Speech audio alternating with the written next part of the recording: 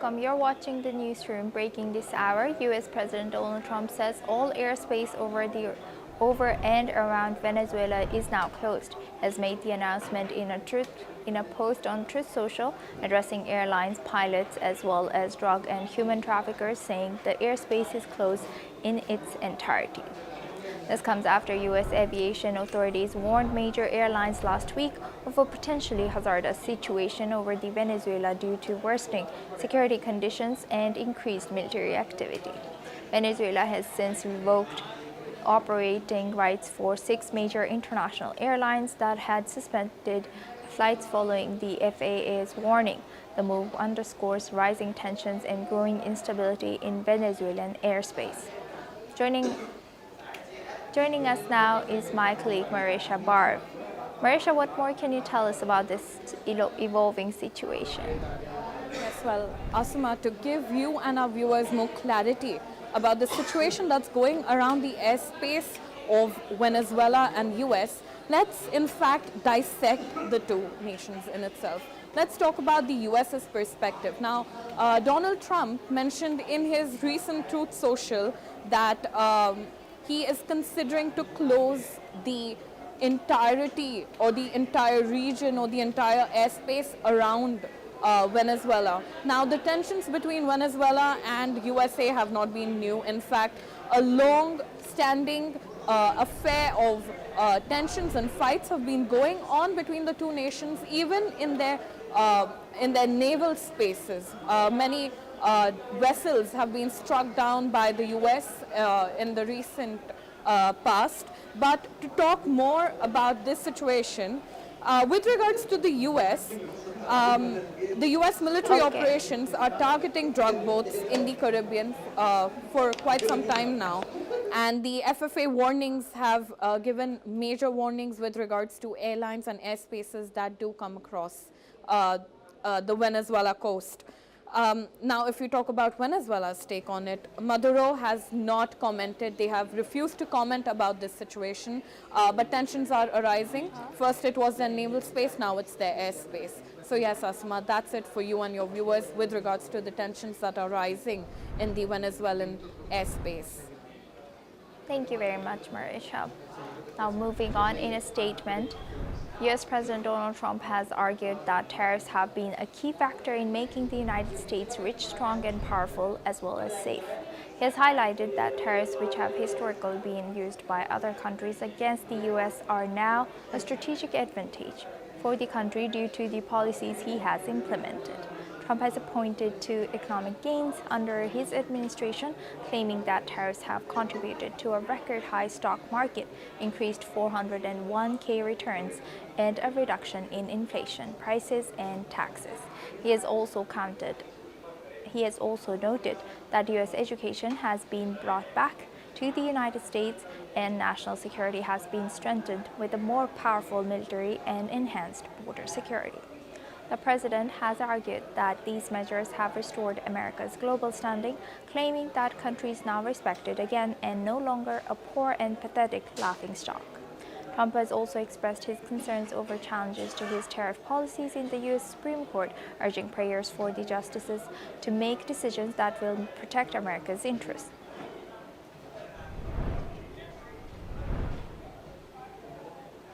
Now, moving on, a deadly shooting near the White House in which 20-year-old National Guard member Sarah Backstorm has passed away. Another soldier, Andrew Wolfe, has critically been wounded.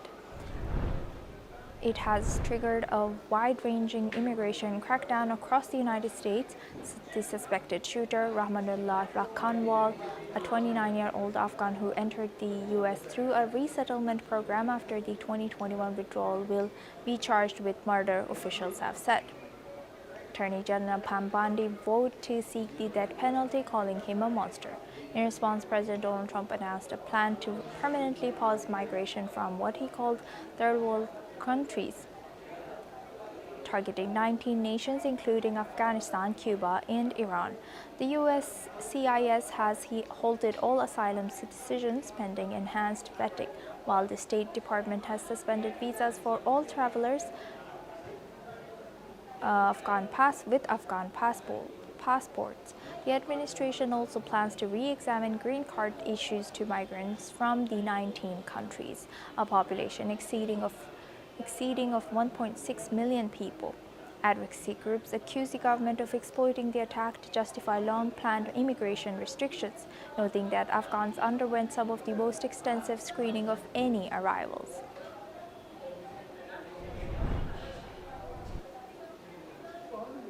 Now moving on, focusing to India, India's aviation sector is experiencing widespread disruption after Airbus issued a global directive for a major software fix across its A320 fleet. The Directorate General of Civil Aviation has said that 338 A320 family aircraft have been identified in India, and 55% of them have already undergone the required flight control software updates. The DGCA has issued a mandatory modification directing airlines to complete the upgrades based on guidance from Airbus and the European Union Aviation Safety Agency, according to DGCA data. 200 Indigo aircraft, 113 Air India planes, and 25 Air India Express jets were affected, with upgrades completed on 113 Indigo India and 4 Air India Express aircraft. Airlines have warned passengers to expect delays and schedule changes as the work is carried out at bases across major Indian cities. Joining us now is my colleague Marisha Barv. Marisha, what more can you tell us about this? Yes, well, within the airspace scenario that's going on, let's talk about where and how this eruption actually came about and how this disruption has been caused. Let's take it back to the origin of it. Now, the directive followed an incident on October 30 this year when a JetBlue flight from Cancun to Newark experienced an uncommanded pitch down. Now, this pitch down caused injuries to a couple of the passengers on board, which then transcended into a whole evaluation and re-evaluation of the software. Now, the preliminary Airbus assessment suggested a malfunction in the software, which has now transpired into the assessment of the software within many airlines in itself. When you talk about the Airbus family software, which is part of the directive, authorities identified around 55% of planes working and traveling domestically within India. Now, 55% is a large number when you look at it. Around 186 carriers are being accounted within these 55%, which have undergone the flight control software update. Now, these were issued by the DGCA, like you mentioned, following the Airbus's global software fix, which was a solution provided. Now, the impact was that the software fix has caused disruptions in global flight timings. Many international and domestic flights have been affected by this. Many delays or cancellations have been seen, and a lot of complaints by passengers and regular passengers within the nation and the global sphere have been issued and warned about these delays. When you talk about specifics like Indigo, Air India, the Air India Express, these are a few of the carriers and air agencies that have fallen in crisis of this software. Both Air India and Indigo have issued warnings to passengers about this delay.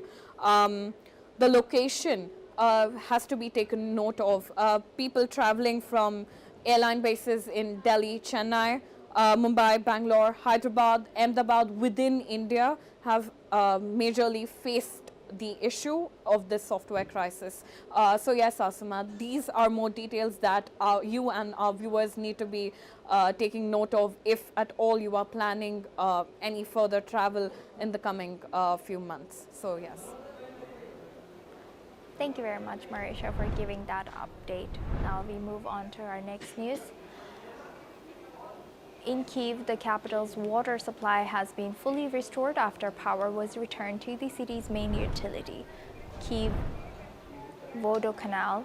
Water pressure across all district is now back into normal following overnight Russian strikes that temporarily knocked several pumping stations offline. The attacks were part of a massive Russian barrage that left 3 people dead, nearly 30 injured, and more than 600,000 households without power across Ukraine.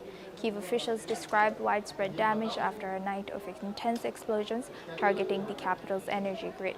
Ukraine's military reported intercepting 577 of 632 missiles and drones launched at Kyiv, one of the largest single-night assaults of the war.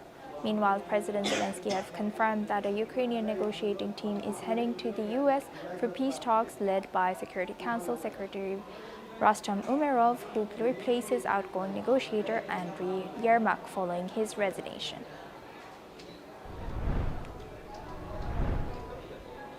Now we move on. Ukrainian President Volodymyr Zelensky has said that a team of Ukrainian negotiators are on their way to the United Nations for discussing regarding Washington's plan to end the ongoing war. On a social media post, Zelensky has confirmed that Rustem Umerov, Secretary of the National Security and Defense Council of Ukraine and head of the Ukrainian delegation, is leading the team. The talks are expected to focus on potential diplomatic efforts to resolve the conflict.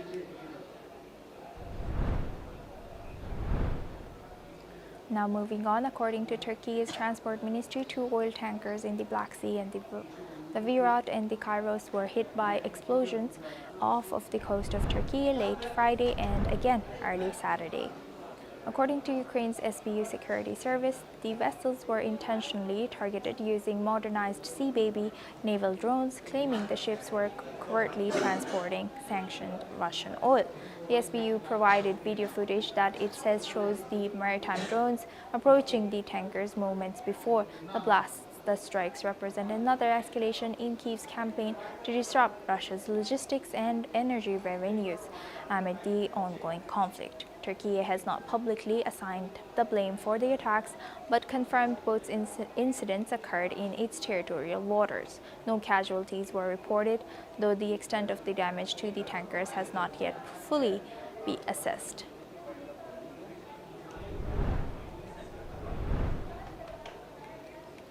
Now moving on, South African authorities have arrested 4 men at Johannesburg main airport who were allegedly en route to Russia to join its military. Police say the suspects were stopped at the boarding gate following a tip-off from airport officers.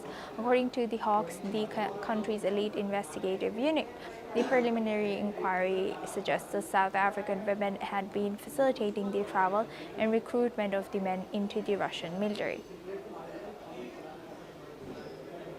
The 4 suspects are expected to appear in court on December 1st for allegedly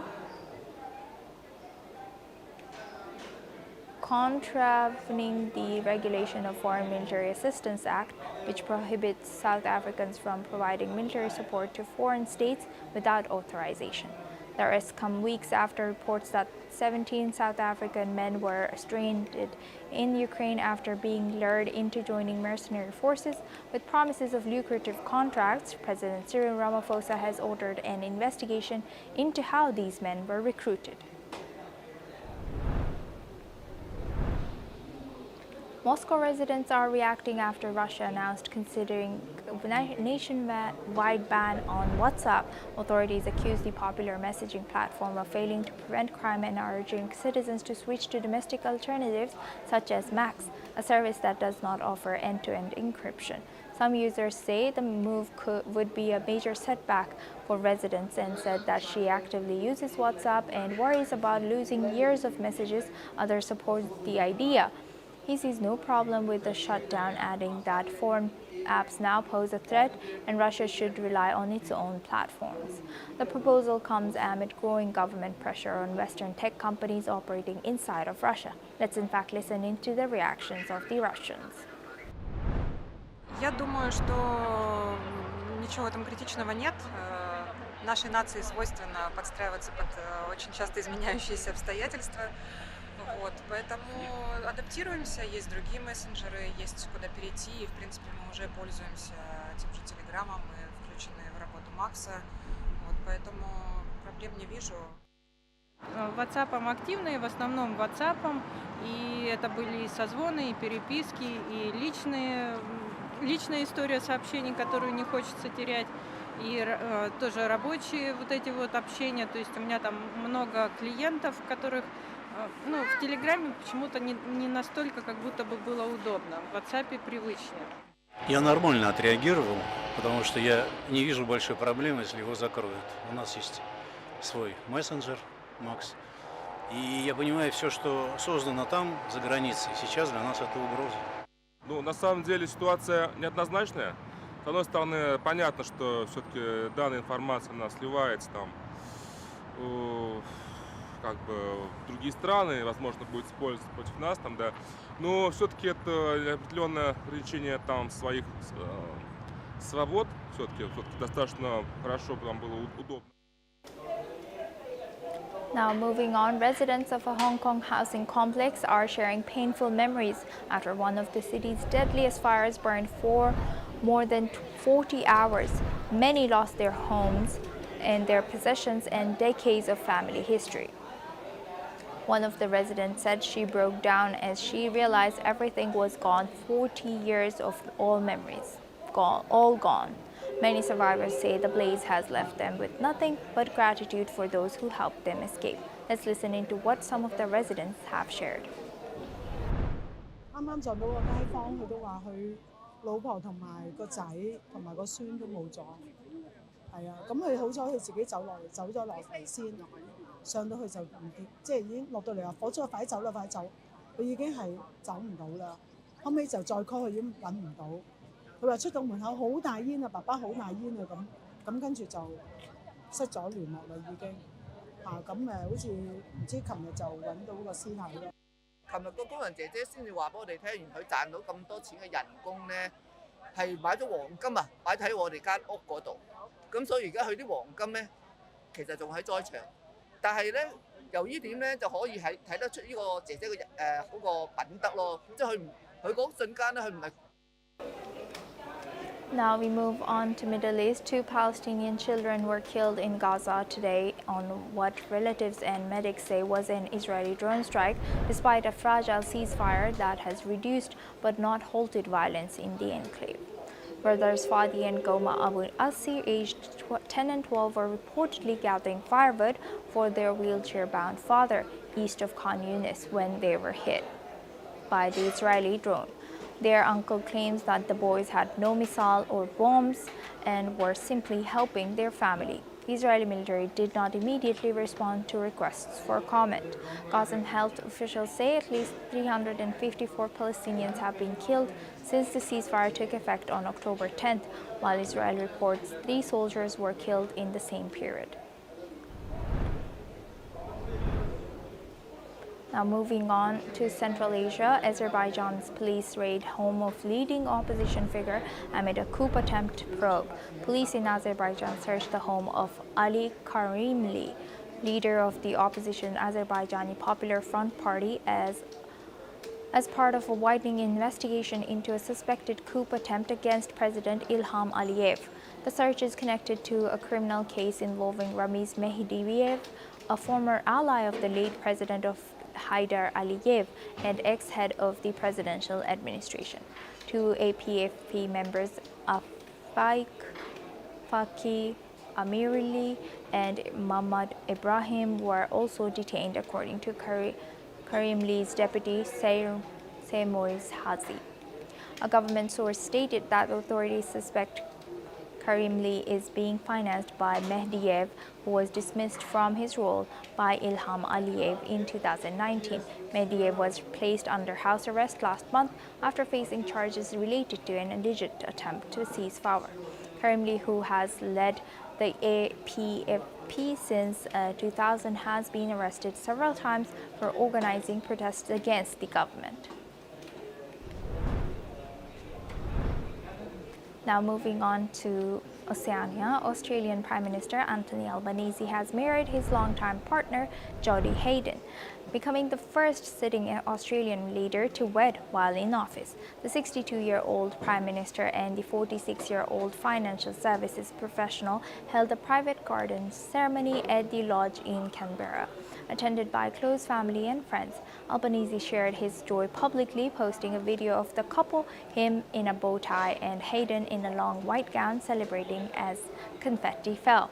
This ceremony comes more than a year after Albanese proposed on Valentine's Day of 2024. The couple wrote their own vows and were married by a celebrant before walking back down the aisle to Stevie Wonder's signed seal delivered.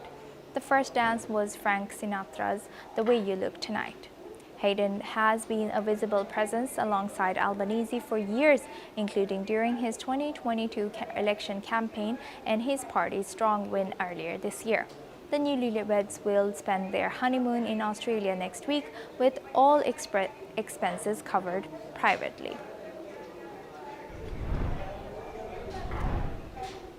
With that, it's a wrap on the newsroom. Keep watching NewsX World.